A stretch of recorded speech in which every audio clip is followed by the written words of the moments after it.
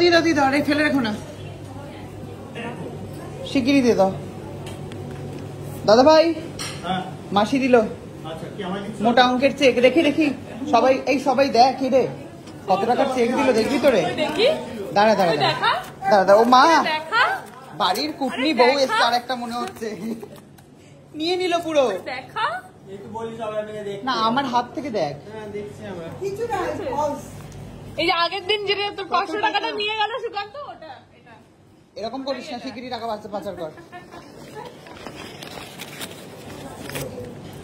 বাহ, বাস এই টাকায় কাটিয়ে দিলে, ব্যাস ব্যাস।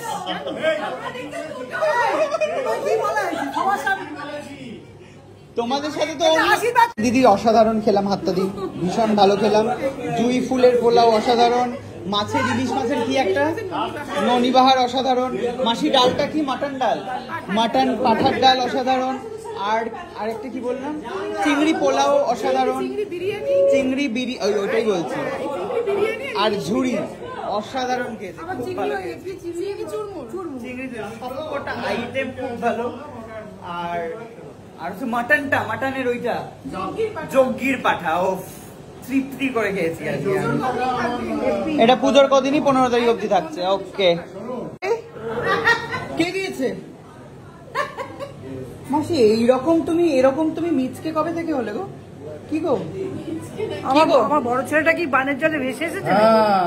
তুমি নতুন ঘড়ি দিয়ে দিলে দাদাইকে, ঘড়িটা তো আমাকে পড়তে দেওয়া উচিত ছিল, পুরনো হতো তারপরে যেত, পুরনো ছাড়া ওর অধিকার নেই। আমি ওকে বলেছিলাম জুতো, ওর পুরনো জুতো, এই প্রথম নতুন জিনিস পড়লো, এই যে পুরনো দেখি ঘড়িটা, দাঁড়া, এটা তো অস্বাভাবিক, অস্বাভাবিক অন্যতম জিনিস।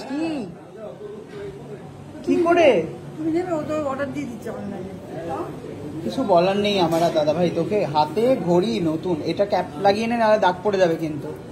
কি গো মেশো, তুমি চুপ করে হাসছো রে?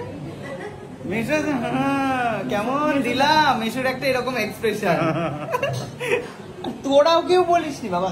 দুটো হয়েছে ভাই, বলতে হবে তো, একটা দামি জিনিস গড়িয়ে গেছে বাড়িতে, সেসব না, আমাকে খবরটা তো দিতে হতো। তার থেকে দামি চশমা তো তোকে দিয়ে দিয়েছি। ওফো, মাসি মেশোর থেকে, মাসিমের থেকে আমি তোদের মাসি, আমি বারবার বলি কিরকম আমার সাথে ডিফারেন্সিয়েশন হয়। এই চশমাটার দাম কত জানো?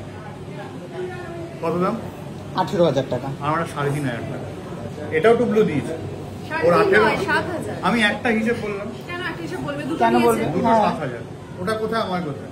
একটা জুতো চাইলাম ওর কাছে, পুরোনো একটা মুচির জুতো আমার। ওরা দুজন দেখছে এই বাড়িতে কি হয়, হ্যাঁ খেতে এসেও এরা এরকম করছে, আর কেকটা, হ্যাঁ আমার জন্য সুন্দর একটা কেক এসেছে, সুন্দর কেক এসেছে। হ্যাঁ ওরা বোধহয় এটাই ভাবছে, জায়গাটা ছাড়, আবার লোকজন বাইরে দাঁড়িয়ে আছে। হ্যাঁ সত্যি অনেক লোকজন দাঁড়িয়ে আছে বাইরে। বলছি যে একজনকে পাঠানো, ক্যামেরা ধরবে একটুখানি, মা এদিকে এসো। অলরেডি